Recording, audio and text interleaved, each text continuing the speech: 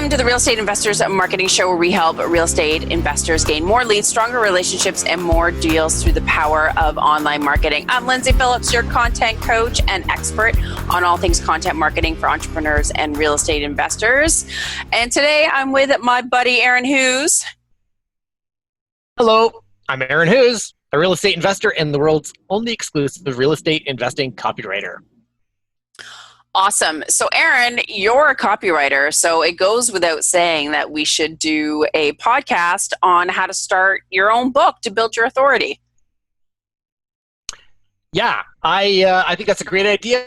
Sometimes people don't associate copywriting with book writing, but I think they are very similar, because like copywriting tends to be like sales letters, and people often think of books as being content. But I think for real estate investors, I think you should just think of your book as a really long sales letter where you build authority and capture attention and convince people to do deals with you. So yes, absolutely, everyone listening to this podcast should have at least one book. I know, because as soon as people hear like, oh, you're an author, it's like, ooh, it's like the allure. And it's an instant in on being a guest on podcasts. It's like perfect. Oh, that's a good point. I didn't think of that. You're right. Oh, yeah. That's true. Yeah, it's like, oh, you've written a book? Oh, let's talk about that on the podcast. It's like, it's perfect. Now, I was going to ask a question, but now I can't remember what it is. So when you are writing a book, I know. Was there a specific, oh my God, I can't talk today, Aaron. Is there a specific length that you need to have a book? Like some people are like, oh my God, I have to write like a 500, page book, or or people are like, I have a 40-page book and they call it a book, but really it's an ebook and it's only 40 pages. Like, is there something that makes it a book? That is a great question. I think the most credibility comes from a printed book. So there's nothing wrong with doing ebook, and if you write a book and then turn it into an ebook, that's fine. But I think your greatest credibility comes from a printed book. Mm-hmm. And so with that in mind, I'm just going to give a couple of parameters, some rules of thumb that I tell everyone, and maybe this will be helpful for the listeners. Perfect. So if you're publishing on say, Kindle, which is what Amazon publishes all their print and ebooks now. They used to publish through CreateSpace. Now they do everything on Kindle. If you're publishing a print book on Kindle, the minimum is 25 pages. You have to have a book that's at least 25 pages. But I'm going to give some rules of thumb here. One secret that all book writers will tell you is that your credibility really is dependent on the spine size of the book. So the thicker the spine, the more credible you receive. So size of the spine counts. That's right. Size does count. Size does matter. So 25 pages is probably a little slim. Now, there might be some times when you want to use it, but you probably want a book that's at least 150 pages. That said, I think you have diminishing returns after 250 pages. So I would aim for a book of 150 to 250 pages. And if you're looking you're like, well, what does that even mean in real life? So basically, every page is 250 words.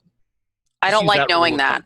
I'd rather know page numbers. If I hear like you have to write like a bazillion thousand words, I'm just like, holy crap. It's real easy. Here, let me. I say that because I write books for a living. I know. Right? So if you write 50,000 words, you're basically writing a 200-ish page book, roughly, give or take. And that's not bad. No, that's good. That's good. It's so easy to write 50,000 words. It's so easy. And we're going to give people ideas in this podcast to be able to write 50,000 words. Thank God. No problem at all. All right? So let's just say that up front. Okay. Everyone aim to write like a 50,000 word book, and just switch into your mind that maybe it's not as hard as you think it is. I will tell you how to do it. Okay. All right. So I don't want this to just be a monologue though, but do you want me to keep going? Okay. All right. So a 50,000 word book sounds like a lot. Yes. So here's what I would do to write 50,000 words. First thing is I would mind map out the topic. And in a minute we can talk about how to do that, what topics to write and whatever. But just to make it real easy, mind map a topic where you might have anywhere from 8 to 20 subcategories, right? Mhm. And then once you've got those subcategories, think of those as your chapters. And you might edit them and group them together, but those are basically your chapters. Okay, so let's say you end up with 20 subcategories, and you're going to have a 20 chapter book. Okay. All right. So you've got your subcategories. You know you need to get 50,000 words.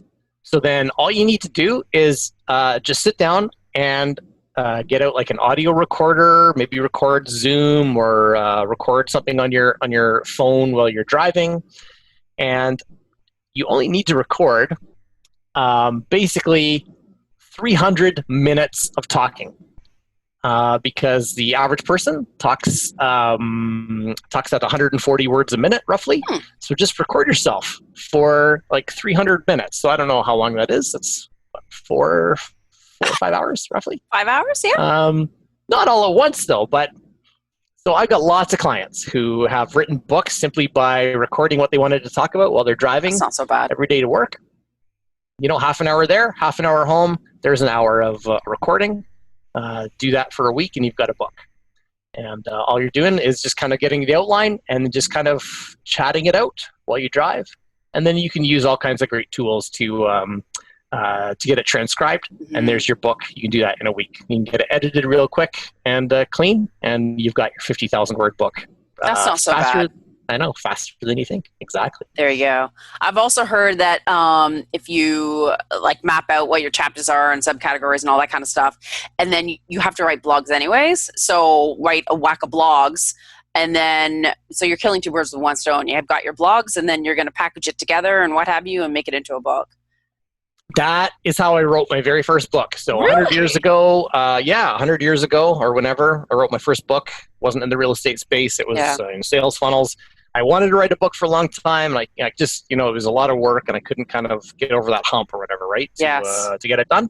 And so I kind of set up a challenge for myself just to write blog posts for, so you have a 500 word blog post, there's 100 days, right? 100 days of 500 word blog posts. There's your 50,000 words right there. Sweet deal. Just hammered that out. Yeah. And got my book done. Do you find, I find that people will, I'm going to write a book, and they get so hung up on the title, and they feel like they can't start the book until they've got the title dialed in. Like, they just get so stuck on it. Now, should you do the title first or like the table of contents? Some people just say, just start writing willy-nilly. Like, is there a certain approach that works? I think, well, in my experience, having written books for myself and for lots of other people, we pick a title. We use the title to help us, inform us on the scope of the book. Mm-hmm. And then from the title, we create the table of contents. And then we write the book. And then we go back and edit the title. Yeah. So title's not a bad thing to start with because it kind of it inspires you. That's true. And it creates the scope of the book. But at the same time, don't hold it so preciously that you aren't willing to change it at the end. That would be my suggestion. Yeah, because you don't want it to lock you in and prohibit you from writing the best thing ever. yeah, exactly. And you may find over time that things change, and your topic shifts a bit based on a variety of things. You might need to adjust your title a little bit. There's nothing wrong with that. So yeah, don't worry about the title, but use it to inspire you to get you started. That's true. And I remember years ago when I started writing a book, and I know it's been friggin' years, don't even start there. So I was more of like a how-to manual. And I remember my business coach saying no, it shouldn't be like a how-to manual. You need to have stories in there and share things that have happened. I got so hung up on that. I'm like, I don't remember stuff. I don't remember stories. And then it's I just felt like there was this specific idea of how the book should be written that I just hit a wall. What is your advice? I'm not a storyteller. I write stories as part of copy, but when it comes to books, I'm a huge how-to fan, and I think I'm built that way. Yeah, I think stories are okay if you're wired that way, but I don't write stories unless my client has something really interesting they want to talk about. If they've got a great story that's part of their book topic, that's fine.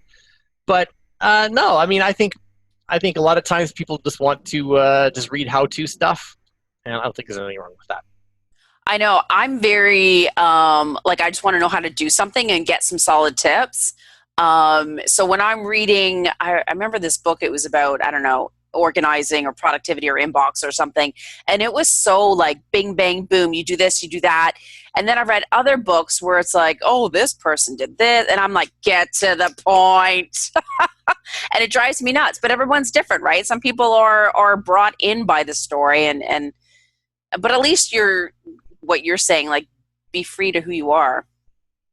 Yeah. So I mean, if you think of on kind of on a spectrum, on the one side, you and I are wired to have real actionable. Now, some people might say it's dry. I don't think it's dry. I think it's just I want someone to have the book in one hand while they're doing the work in the other, and then at the end of the book, they're real proud of what they got done. Sort of further down on the spectrum, you've got people who are doing like, they'll tell a story about something that happened to them or to a client, and then they'll relate it to a topic. There's lots of those. You get even further down and you get into like almost allegorical stuff. Yeah. So even like Robert Kiyosaki's Rich Dad, Poor Dad, which probably every person on this podcast has read, where he kind of has this like story that's woven all the way through about his rich dad and his poor dad and these two dads that he has. And people love it. And it works for a brand for him and kind of as a good example of a really simple story to tell. But at the same time, I don't know that that's necessary in everything. And the kind that I really hate are the fake stories where you're like, I don't know, have you ever read? My client John said this one day. Michael Gerber's E-Myth. E-Myth is kind of famous for that. And he meets like this woman named Sarah, and Sarah owns a pie shop, and the whole book is a pretend meeting between him and Sarah from Sarah's Pies. And I hate it because the writing is I could go on. I'm not going to. I'm just not really. I'm not a big fan. Let's just say that. I know. Using like a fake story. I'll be like, Sarah looked up from her coffee and she had tears in her eyes as she thanked me for the way I helped her build a system for blah blah blah. Like just keep it focused on the details, people, and don't worry so much about your flowery. You're not going to win a literature prize. So. Anyway, and there you okay, well, let's turn it a little rant. Let's get back, bring me back to the topic. Oh, that's hilarious. And now another thing that comes up, I find that when you're writing in a book, some people may automatically think, oh, I need to write like the story of my life and my journey and all that kind of stuff. And that's fine and that's great. And it touches people on an emotional level or they can relate. But it's like if you're writing a book to further your authority and your business, like you kind of need to have like a point. Like what do you want people to do after they read it? Yeah, I mean, some people have a great story, and it is part of kind of what they do. I mean, Robert Kiyosaki is a good example. He kind of grew up in maybe a middle class household, and he didn't learn to be rich until his friend's dad taught him how or whatever. So it's kind of a story. And if that inspires people, then that's great. And I think you and I have both worked with some clients who have a great inspiring story, and that's part of their brand. But you don't need to necessarily weave your story in. You shouldn't feel that you have to, especially if you don't have a really compelling story. Like, I think my story is a little bit boring. Like, I grew up in real estate. I started working in real estate. The end. Like, I don't have a great comeback story. I wasn't, rags to riches. None of that. I just happen to love what I do and do it consistently. So I don't dial in a lot of my story. Because not that interesting. But if someone has a great story, it's also what is the point of your book, right? I mean, some people may write a book so that they can connect with people on that human level, or do they just feel like the story's in them to come out? But like, Tom Holland or Taki Moore, like his books on like the millionaire coaching or something like that. Like the end of it, really, you're like, oh, I want him to coach me. You know what I mean? He's built a successful coaching company. Yeah. I want his resources. Or Tom Holland with, inbound marketing. It's like, I want him to help me with this. That's like the natural next step. That was kind of, to me, as from a marketer to another marketer, I know that that's the goal. So I guess just as long as people understand what their goal is, right? Yeah, for sure. It all comes down to your goal, and don't feel that you have to tell a story if you don't have one to tell. You can keep it real focused on the tactics. I know. I'm not a storyteller. Only when I've had about 6 beers. That is 100% true. Too funny. Now, a lot of people like me get writer's block, and you're all like gung-ho, and you write a chapter, and then all of a sudden you're like, oh, you just lose your mojo, or you don't know how to get back into it. Like, are there any other roadblocks that you find people have? A lot of Lindsay. I know. Let's solve your book writing thing right now. I'm going to do what you said and just start recording audio. Just record it. Okay. So, I feel like I'm kind of speechless right now. I don't even know where to start. So, come up with your plan. Like I said earlier, mind map the topic. And just mind map just everything, and then group them together into a few chapters. And books will have anywhere usually between like 8 to 20 chapters. I'm fine writing a book with like 40 chapters. I don't care. I like short chapters. I think people don't realize it, but I think people like short chapters. That's true. Because then they can read a small thing, and then they feel more accomplished. Ooh, I read 5 chapters tonight. Yeah, that's right. And they take action on a chapter, and then they come back to a chapter later. They're I've got 2 minutes. I can read this book.